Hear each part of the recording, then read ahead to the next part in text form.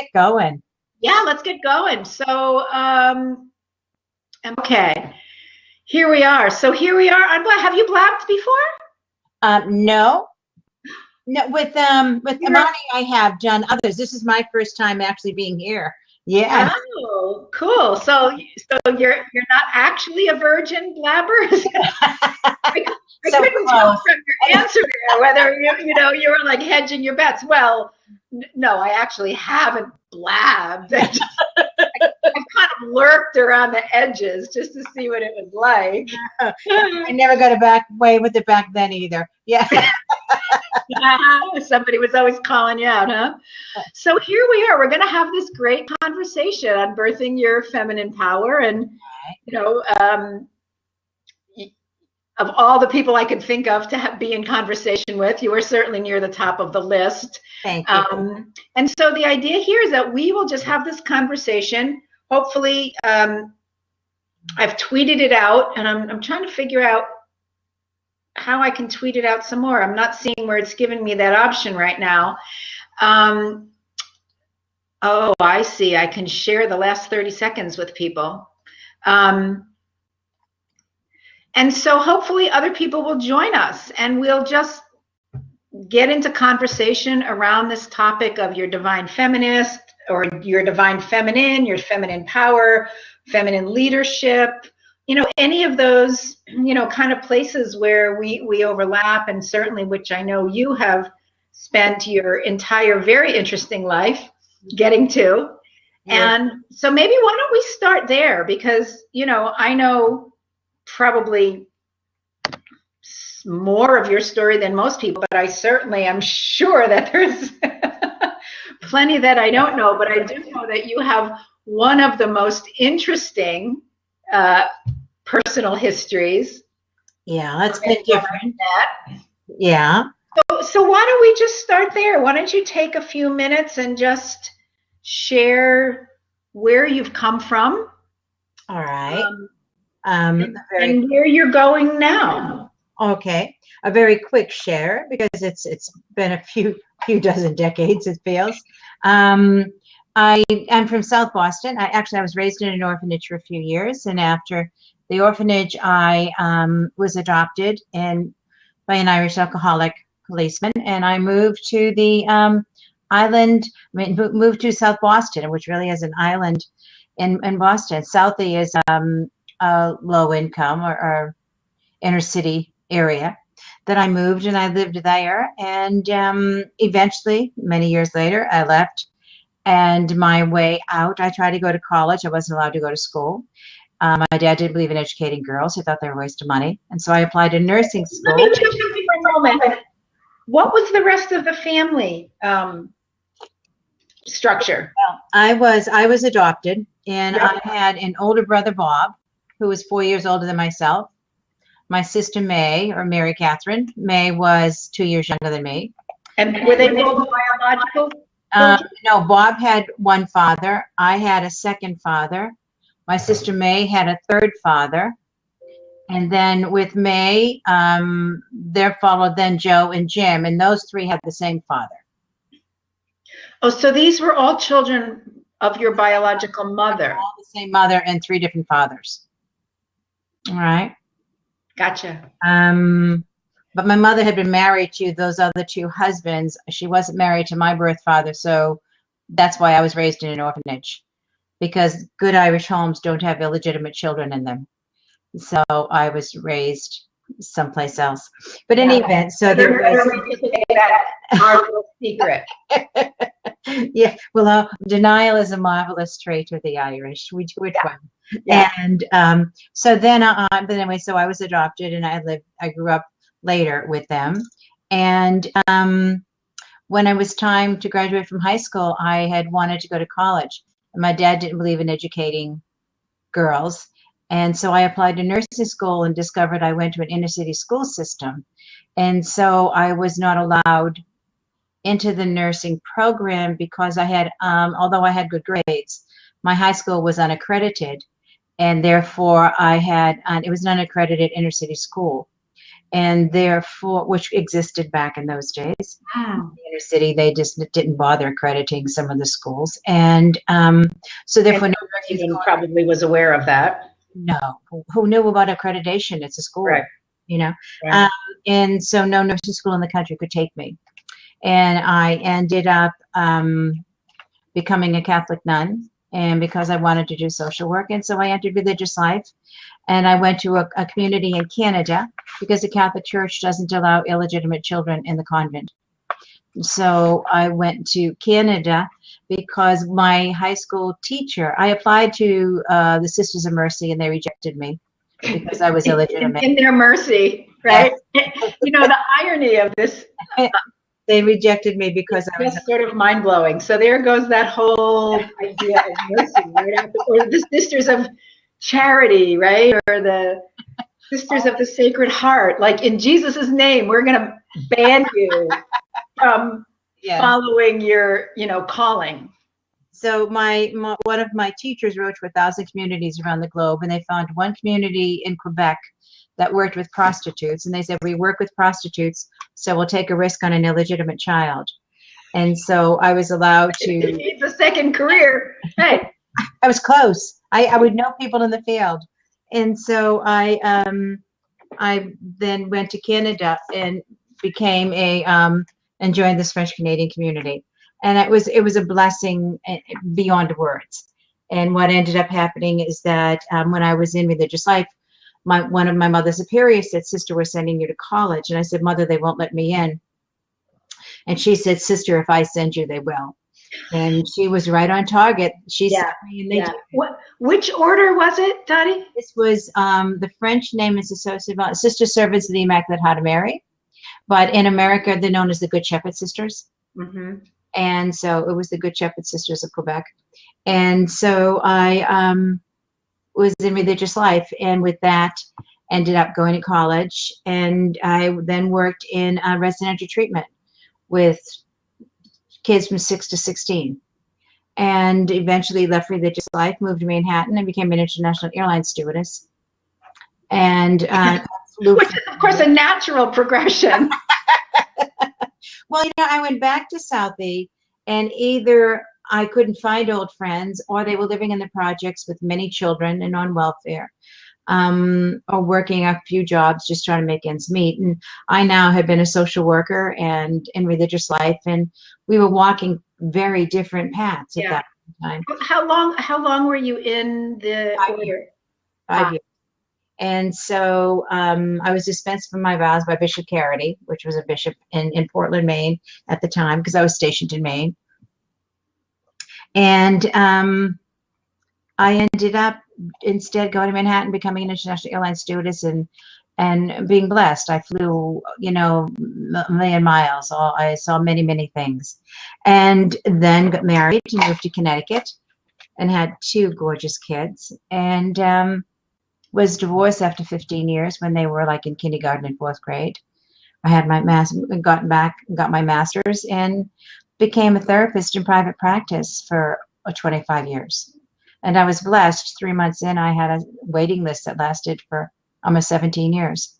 Wow. And opened up a school, the Institute of Healing Arts and Sciences, which really, what that did was, I had 2-year programs and 4-year programs teaching a method of energy medicine I created. Because over time, I had, in addition to having, degrees in therapy and in theology, I also then went on and became certified in reflexology and iridology and advanced acupressure and Jin Shin Do. And I spent 4 years with Barbara Brennan doing Barbara Brennan training, and I studied rebirthing, and I studied Reiki, and I studied many, many modalities.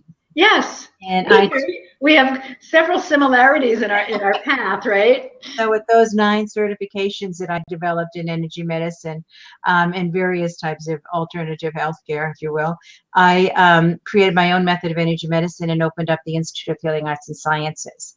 And now that offered 2- and 4-year programs. It was approved by the Department of Higher Education here in Connecticut, and I was affiliated with almost 50 hospitals across the country because students were coming in from other states, Wow. And my 3rd and 4th year students were required to do 2-year medical internship program. Wow. What years? I mean, I certainly know people who went through your programs. What years were you actually running the school? I closed it, I would say, in 2008. And I had it 2008, 2009, somewhere in there. I'd have to check records, but that's about approximately. And I had it for 19 years. So the late 90 or so. The late 80s, I opened it up and closed it then. And because they were coming in and they could do the medical internships in whatever states they lived in, you know, I was there. And so I went from this little program I had teaching health, you know, self-healing through the human energy field, 6 Thursday nights a week. That evolved into a 2-year program, into a 3-year program, and then a 4-year program. And we helped found integrated health departments in hospitals across the country. And I went from being just me to having, I'm over 50 people on my payroll. So wow. To become an institute, truly an institute, that was huge. And when my youngest left for Cornell, I dropped him off, came back, and decided I was exhausted. I had taught in grad school. I had had 42 patients a week for many, many years. And that in and of itself and I had a school where I ended up with 30 of my teaching staff and 16 preceptors and 7 or 8 in my office, full-time staff with medical and dental and all those other things that take place. And I said I couldn't do it anymore. I was really worn out. And so I came home from Cornell, poured a glass of wine like a good Irish girl would do, and thought, where do you go with the rest of your life? Not a martini. Now it's a martini. Now I'm a sophisticated Irish girl. Now you're sophisticated. It was red wine. And so I was halfway through and realized I don't want to do this anymore. And so I called American Airlines and bought a one-way ticket to Anguilla in the British West Indies, and then hung up and called an agent and put my house in the market. And then let my patients know I was leaving the country in 3 weeks, and I moved to the Caribbean, and I lived there for 10 years. Wow. And I had a phenomenal woman, Krista Polinsky, who was really a great executive director of my programs. I had ended up with 3 companies, and I was blessed to have wonderful, wonderful people working with me. So some of that was an overlap. You were in Anguilla, but still having these companies. I had the school, and I didn't see 42 patients a week anymore. I was living overseas, but I would come back every 2 months to teach, because my program met every 2 months, all day, Friday, Saturday, Sunday. So I would come back every 2 months, gotcha. Thursday, teach Friday, Saturday, Sunday. Then during the week, we'd have office meetings, business meetings. And then for a while, Wayne Dyer and I had the same speaking agent. And so she would book us at different places. And I would travel the East Coast speaking. And if I could, I'd have a day of seeing patients. And then I would teach the next Friday, Saturday, Sunday, and then I'd go home. And I'd be home for 2 months. And living on Anguilla, I was on the Juvenile Rehabilitation Committee. We started the National AIDS Committee, and I represented teenagers in front of the magistrate. It's a British country, on Thursdays, so I may be in court on Thursdays, representing teenagers in front of the, instead of being one of those. You weren't laying around poolside eating bonbons. Oh, but I loved it. I swam 2 hours every day. I was dancing 6 nights a week for much of those years, and very thin and great shape. Then I came back to America. And got supersized. Not exactly, but, Yeah. With the diet, yeah. Lifestyle up here. So that's my story. Everybody's got a story. So clearly, I mean, we're kind of laughing at it, but clearly it has been quite a journey for you in birthing your own feminine power. And so, there's a level of credibility and a level of integrity and a level of walking your talk. Yeah, that's right. What? Yeah, I came from a very violent home, a very, very violent home. When my mother was hospitalized more than once, and we were beaten or whipped every single day for many, many years. And if we hadn't done anything wrong that day, it would be reminding us of who was the boss, so we'd know not to do anything wrong the next day. Just in case you. Just in case we forgot who was in charge. So yeah, there was a lot of acknowledgement because my mother was a woman who played victim. She was a very powerful, intelligent woman, not really educated, but a powerful, intelligent woman. And yet she believed no woman could exist without a man. And she played the poor, weak, fragile woman for much of her life, which is really unfortunate because there was so much power and intellectual capability there. But it was a role she chose and a role many, many women choose. You know, and I was certain I would never, ever play the powerless victim woman role. Yeah. And that's such an interesting case. I mean, as you know, because we have a fair amount of parallels, right? I'm also a licensed clinical social worker. My sister was a nun. I wasn't.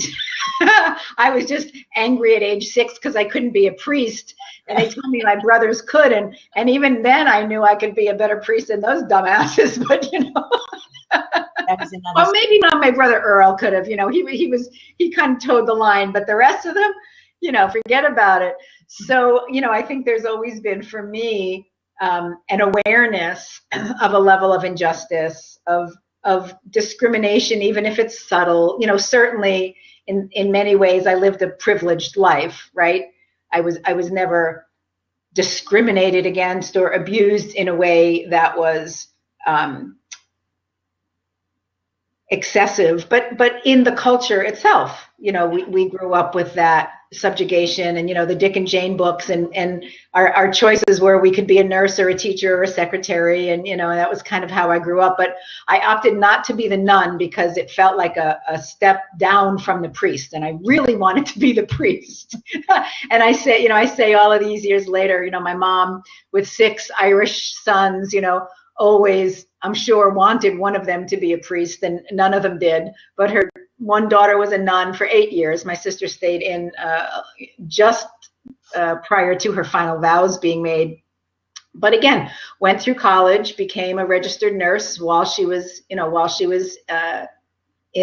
convent, and I became an ordained minister, you know, of spiritual peacemaking. So in a completely different path, but sort of interesting that her 2 daughters became more grounded in the spiritual work and and being of service in the world than my brothers really have to, who took more traditional male, go out and make the money thing.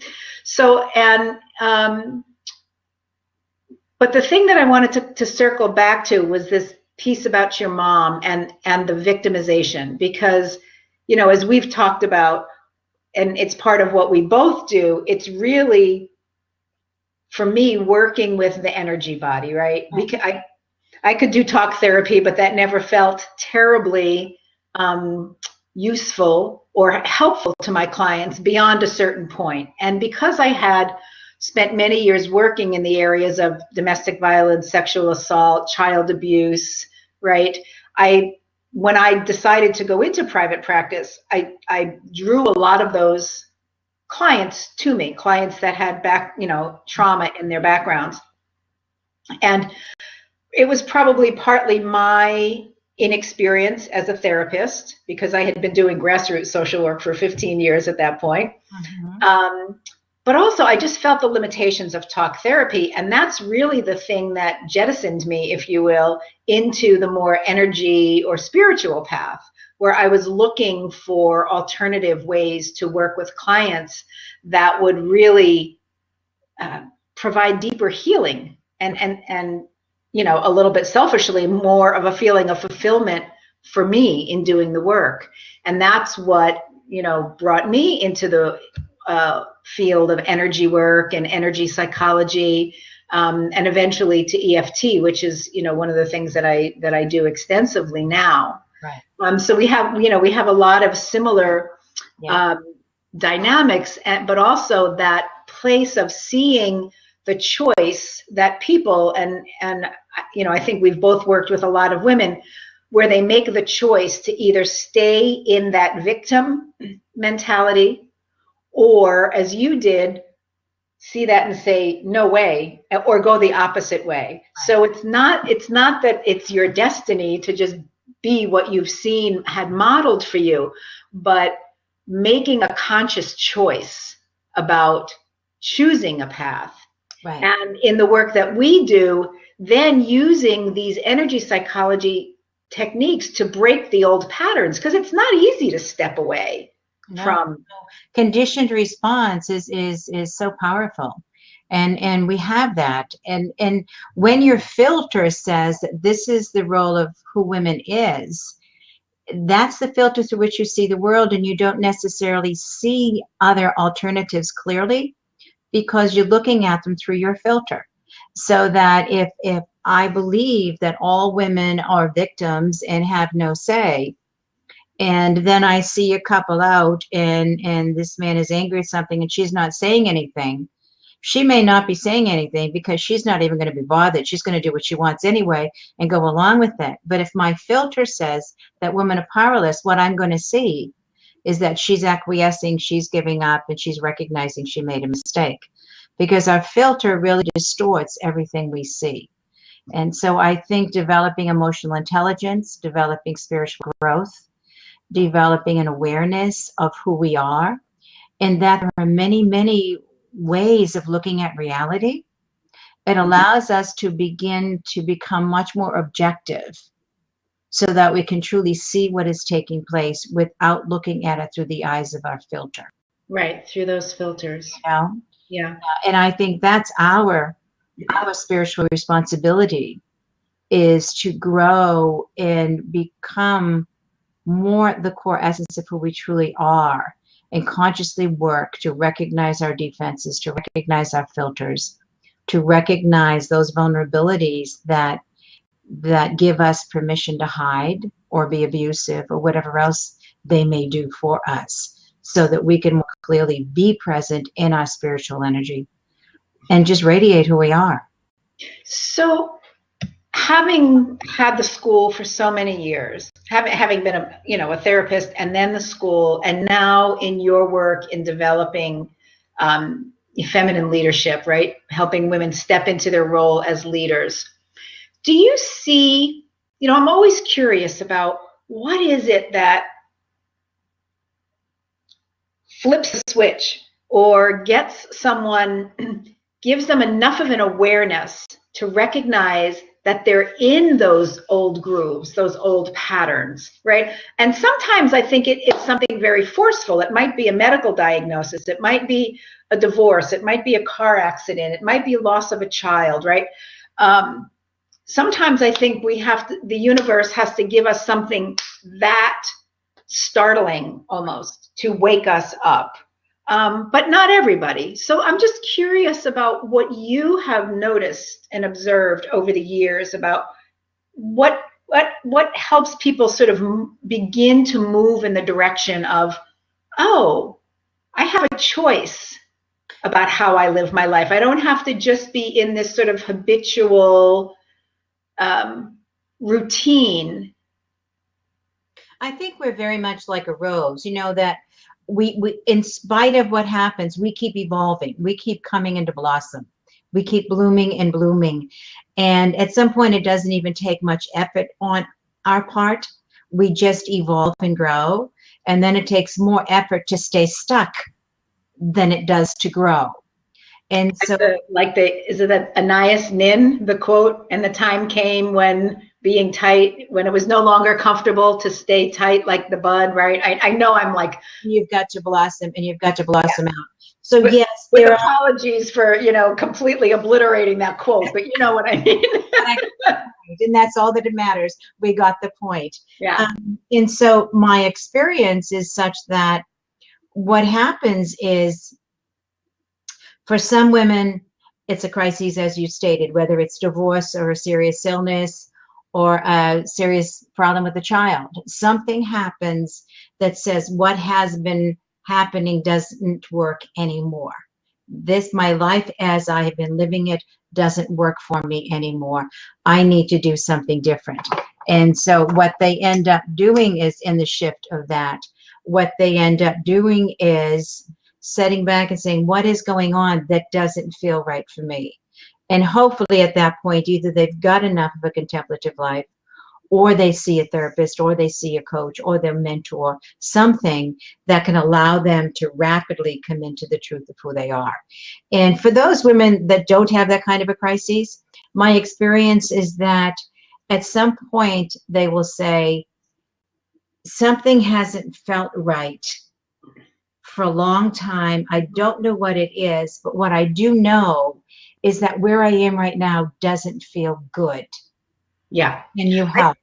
Yeah. And that was, I think, more my experience. There was not, some defining moment or, factor, no car crash, no, but I call it now, as I look back, then I called it sort of generalized anxiety. Now I call it divine discontent. Right. There was just something in me that knew something was off or not right. And, it sounds cliche, but that question of, is this all there is? Like, I have a good life. Good. And I almost, I can remember feeling guilty because I had a good life. Good for you. I had wonderful kids. I had a job that I liked. I had a husband who I'd been married to for 20 years. And, we had a good relationship. I love the cat. Sorry about that. And yet still that discontent. And I think it's a place of real challenge. It was for me, because it's like, who am I to be unhappy with everything that I have?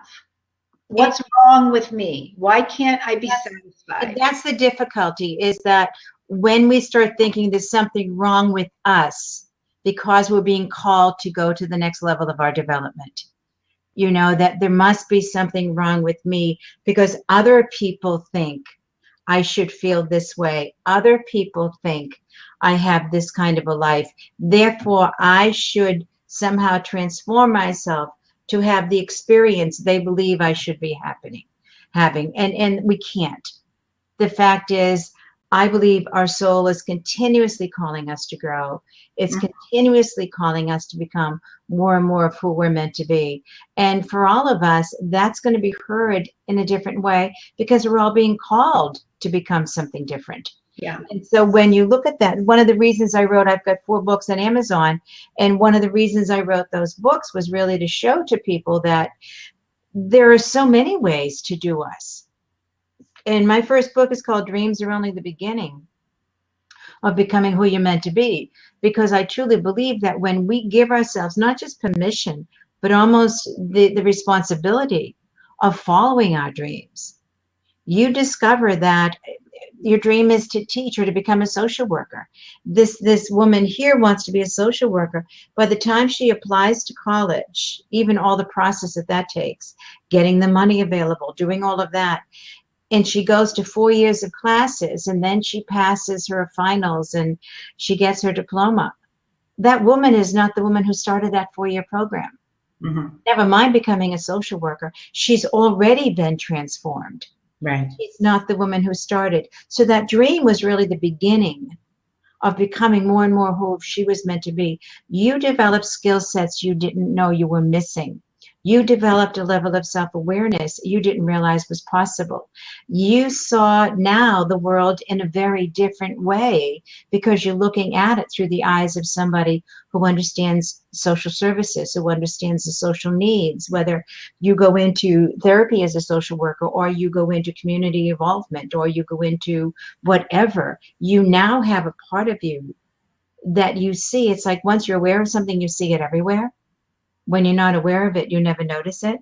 Right. So when you've just bought a new car that you never thought anybody else was driving, and all of a sudden you look around and you're surrounded by them. And for hours, they're everywhere. How did that happen? And so that's the point. And so we become constantly, every dream we follow takes us to the next level of becoming who we're meant to be. Yeah. And I think as spiritual beings, that's really our responsibility, to continuously evolve into that.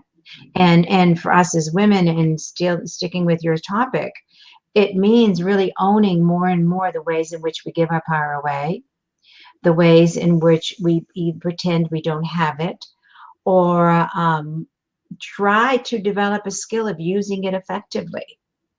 I was at a meeting today, and somebody was speaking, and I thought of something. I thought this would be important here. And the woman next to me said, "Speak up." Well, you know, the bulldog would jump right in and say, "Hey, wait a minute, hold the thought, everybody. I'm here." But the fact is, I need to let them finish what those two are talking about. And when they're done, I'll then interject my thoughts for that. And so it's when we own our power, when we claim it, we're not dumping it all over the place. We effectively and with elegance and grace know how to use it to be absolutely transformative. Yeah. It's so interesting that you would bring that up. I don't know if you're familiar with a book. It's relatively new called Whatever Arises, Love That.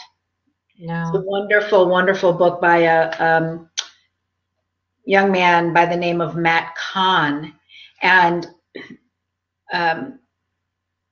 it really speaks to the parts of ourselves that are wounded and unhealed and how they get triggered. And, you know, oftentimes we get upset with ourselves. I don't know why I'm feeling like this, or I shouldn't be feeling this way. How many times have we heard that? I shouldn't be feeling this way, or I'm such a loser, or, you know, whatever it is, the story that we go into. And, you know, the basic premise of Matt's book is whatever is coming up is an unhealed part of you, just asking for your love, right? He calls it the next in line, the next thing in line, whether it's your anger, your rage, your disappointment, your confusion, your sadness, your grief, your joy. It's just the next part of you in line saying, could you love me? There was something missing in my life where I didn't receive this enough, right? But the part I was reading today was this part about actually listening as a way to support not only your own healing, but the healing of the person who you're listening to, right? We know this. We know that holding space, active listening, right, and just being present with someone is in and of itself so healing. And he talks about the inflamed ego, and no matter what somebody's going off about, if you can just love that in them and recognize the part of them that's unhealed, wounded in that moment, and you don't have to say a word, that in and of itself is healing. But he also talks about when we come more into this and we're in this place of, because it's all about being more heart-centered than ego-centered, and I've noticed this about myself, I don't interrupt nearly as much as I did a few years ago, right? Even if it's an interruption to try to connect with someone, you know, they're saying something and you're like, oh yeah, I had that happen. And then you're off and it's all about you, right? And now, like you just said, I'm much better at just allowing the other person to complete their thought, whatever it is that they might have to say. I don't need to jump in and align with them or defend anything or explain myself, justify, because that wounded or inflamed part of my personality has settled down over the years of healing, conscious healing work that I've been doing. So I love that example that you would use that today, because I literally was just reading that this morning. Oh, thank you. Because it really is giving birth, if you will, to your own power, to your own feminine. Because the feminine power is that ability to love, that ability to be present in, that ability to nurture.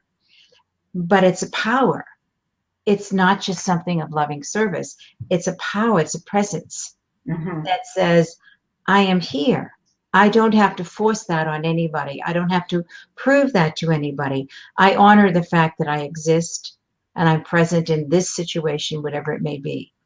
And with that grace, can present that and can be there with it and not be overwhelmed, not be thrown by somebody else who uses their power in a more aggressive way or a more destructive way. And as if that's more powerful than my power, because my power isn't aggressive and it isn't destructive. Mm-hmm. Raised with this illusion that control is power, and people who control are people in fear. Powerful people have no desire to control. You only dictators do their greatest work, if you will, in quotes, when they are most frightened of being overthrown. Then they bring their armies together. Then they destroy. Then they kill. They do everything they need to retain their power. Mm-hmm. Somebody who knows they're powerful isn't threatened. And they are followed because of their charisma, because of their values, because of their leadership. They're followed because they are respected and honored for who they are. And people choose to come in alignment. And there's nothing for them to be frightened about. Because they respect and honor others. Right. Yeah. And because it's that circular. Right. Which is why now for myself, more and more women are coming and asking if I will work with them because they've been powerful. They've achieved a level of success, whatever that means to them, in their company. That many have formed companies or are presidents and CEOs of companies on a global level. They may be a head of a division or something.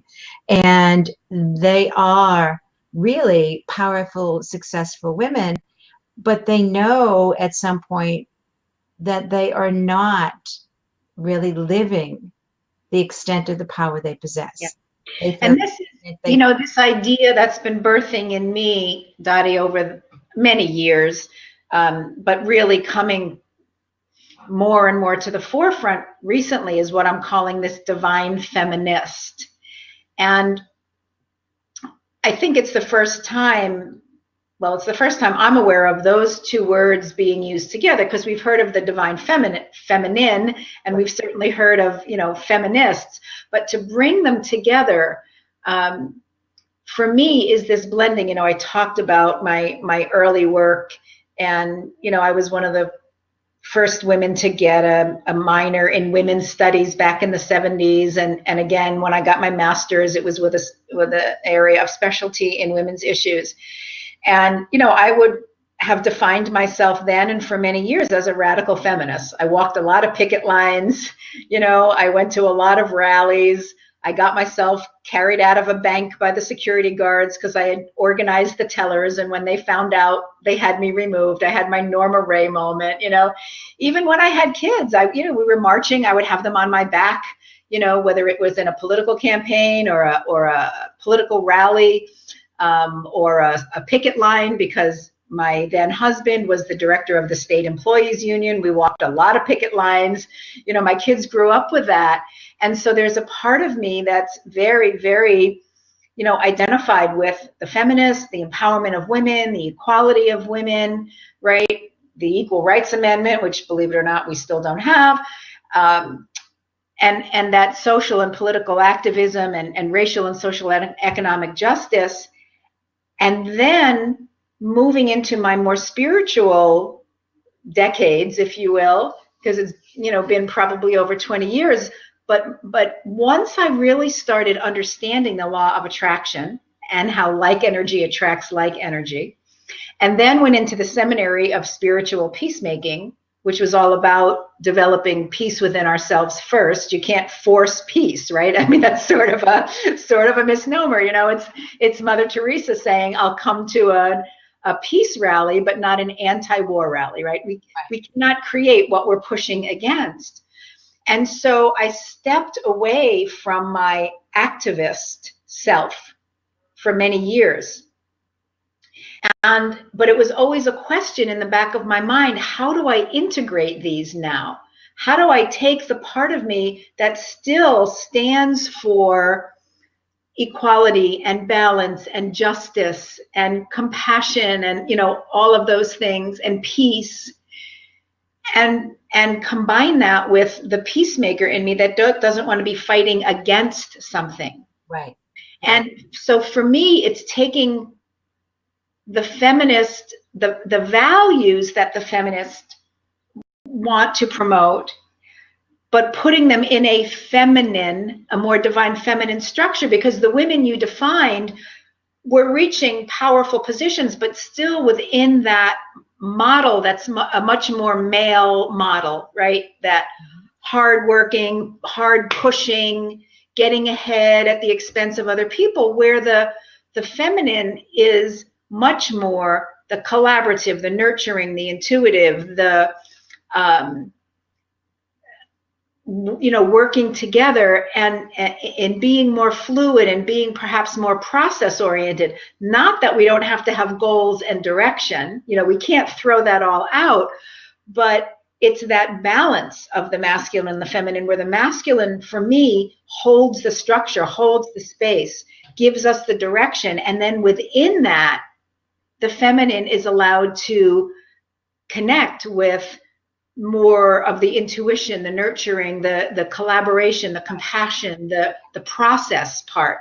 So that's where I come with this divine feminist, finally bringing those two together. I'm not sure exactly still how that will be in the world, how that will continue to unfold, but that's kind of the cradle of it. That's the that's where this thing that's getting birth is being held and cradled. Well, if you think of a feminist as somebody who is active, feminine is a more passive piece. Somebody who is a feminist is active at living her values. She's active at claiming her power and active in calling others to own their feminine power as well, both men and women. All right. So she's a very active person. So we can be divinely active.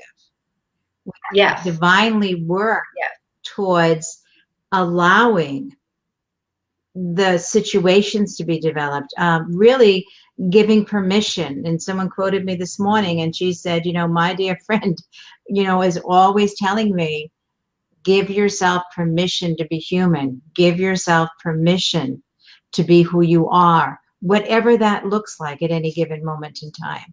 And I think that very active act of giving a woman permission to, if she wants to run for office, to run for office.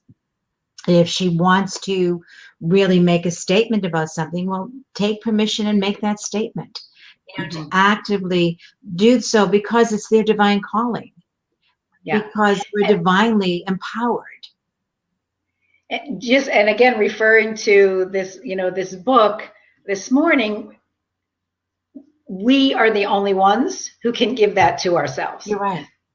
Right? There's no one else. Right. And, and I say that with the understanding that in some parts of the world, that may not be the case. But I mean, ultimately, on some level, we are the only ones who can give ourselves the love and the acceptance, the permission to step into more leadership or more powerful roles. I would say yes, but we as women who know this, I mean, the Dalai Lama has said the world will be changed by Western women.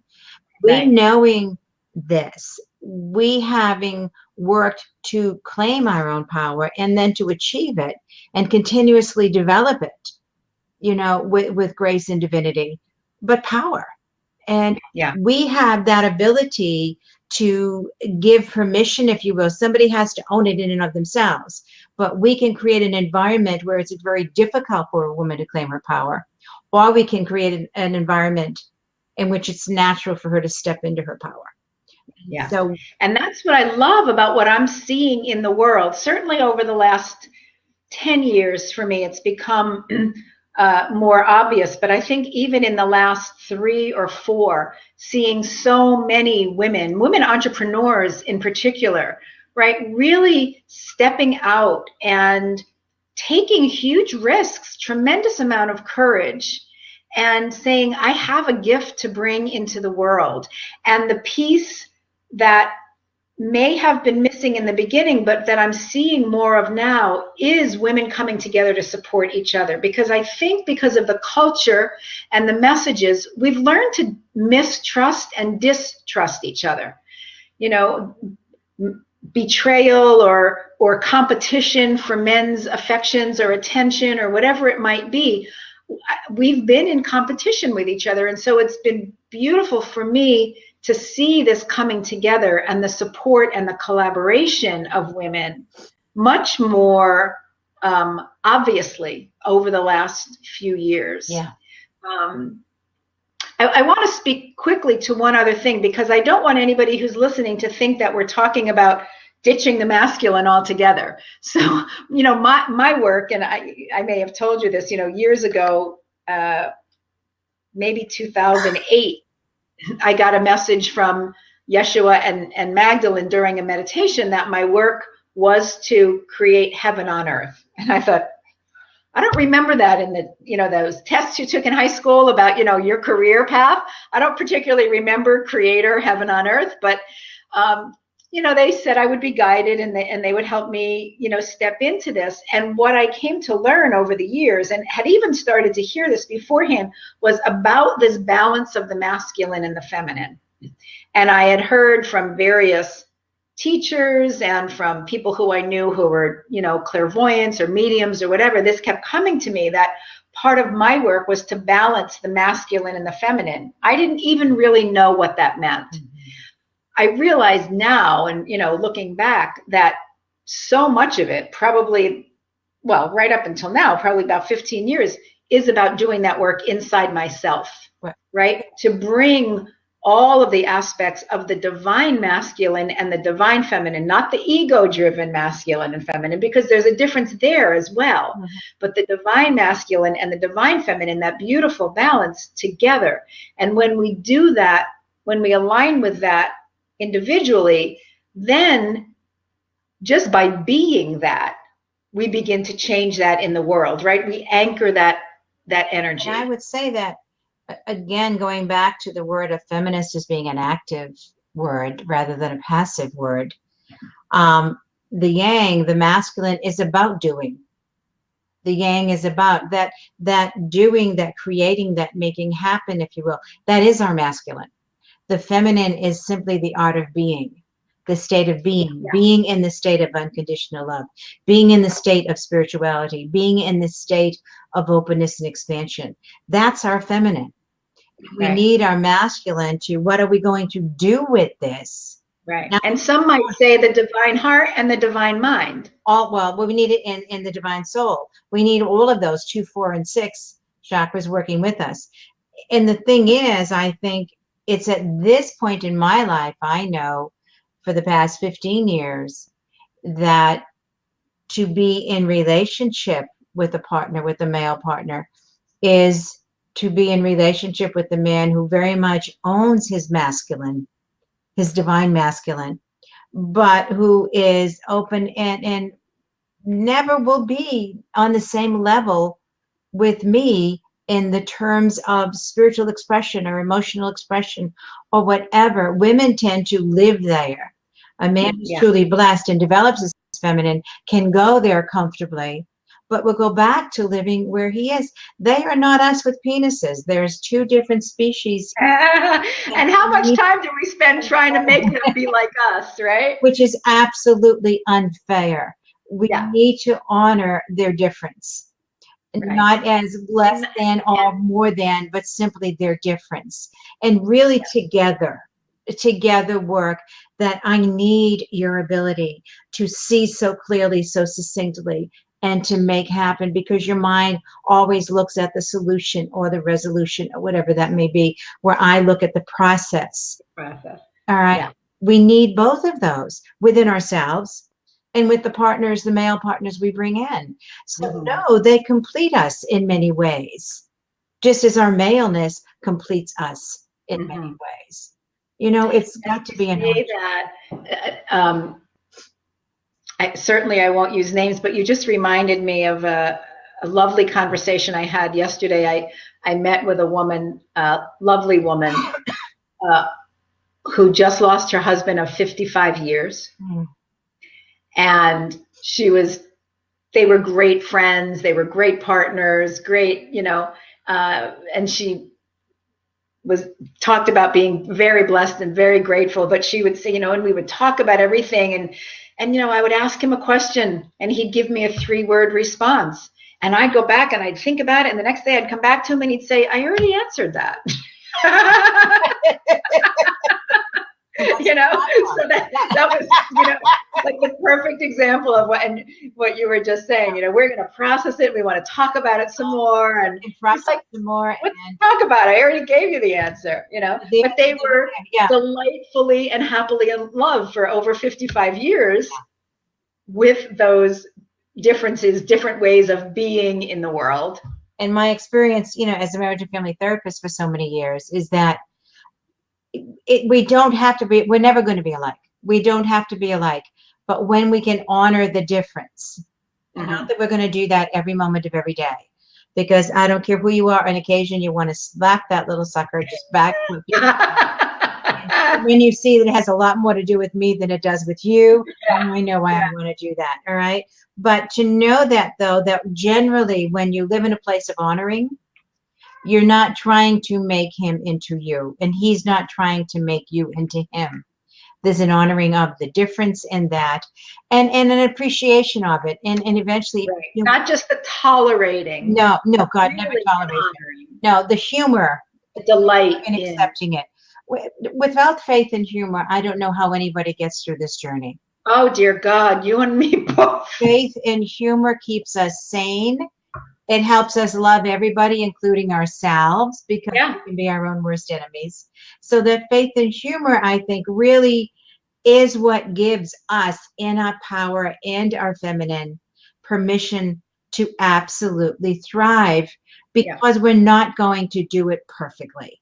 And the word that kept popping into my mind, Dottie, as you were saying that, was resiliency. I think without faith and without humor, I mean, I just have this image of this rubber band pulled, you know, to its extreme point with no resiliency left in it. And for me, the faith and the humor is what allows, you know, for that it also resiliency and for it to come back again and stretch out again and come back again and stretch out again. And I think that's because the faith and the humor allow us to put that in perspective. When we have faith and humor, we can hopefully have the confidence to recognize this is my craziness, not yours. And I, without an ounce of judgment on that, you know, this is my craziness. This is my woundedness. This is my desire to control. This is my fear of not knowing everything. This is my whatever. This is about me. And if I can own that, and love that and love it, and then simply say, could you just hug me for a moment while I stay in this craziness, and I promise I'll work to get out of it. And we can then own it without trauma, without drama, and without creating crises every darn place we go. We can eliminate crises. They don't need to exist, but we generate so many because we don't know how to be human. When we're reacting from that inflamed ego pattern. Right. And emotional intelligence and spiritual growth supports us in stepping out of reaction and allowing us to move completely into response. Because we cannot respond when we're in reaction. And that reaction always comes from our wound. It always comes from an illusion of powerlessness. It always comes from an illusion of incapability. And once we own our capabilities and we know our power is constant, we may not always be in touch with it, but it's constant. And our vulnerabilities are simply an expression of our humanity. Then we don't ever need to react, because there isn't a soul out there that isn't vulnerable. There isn't a soul out there without wound. There isn't a soul out there that is pure power. You know, we're a mixture of so many, many things. And if the divine feminine is about that divine state of being in our spirituality, then we are owning the embodied soul that we possess. We are living in that spiritual reality that truly defines us far more than our personality or our jobs or our successes or our so-called failures. You know, that divine spiritual self. Right, as you have referred to, and certainly I do, as the truth of who we are. Right. The rest is the story. Yeah, the rest is the story and the response or the reaction to the story. Yeah. You know. Right. Well, listen, my dear, we are getting close to the top of the hour here. Would you like to share with people how they might find you, whether you have anything coming up that you would like to invite people to? Certainly. You can put it in the chat box, or I can put it in the chat box, or. Thank you. Yes, if you would put it in, since this is your home forte here. How to reach me? It's Dr. Dorothy Martin Neville. You can reach me by my phone, 860-543. 543. I'm sorry, 543. 5629. Make sure that's right. All right. 860-543-5629. And my email address is Dorothy, DOROTHY, at ask Dr. Dorothy, drdorothy.com. So Dorothy at askdrdorothy.com. So that's my phone number or my email address. My website is askdrdorothy.com. And what I do have coming up is shortly, I'm going to be opening up a mastermind group for women leaders who, awesome, if they are at plateau, want to come off of their plateau and fly. So it really will be looking at the necessity for spiritual growth, increased emotional intelligence, and really support in leading our life. And whether that's our business, our personal life, it's irrelevant because we're a hologram. And so whatever element of us we work with, it impacts every element of our lives. The way we do one thing is the way we do everything, right?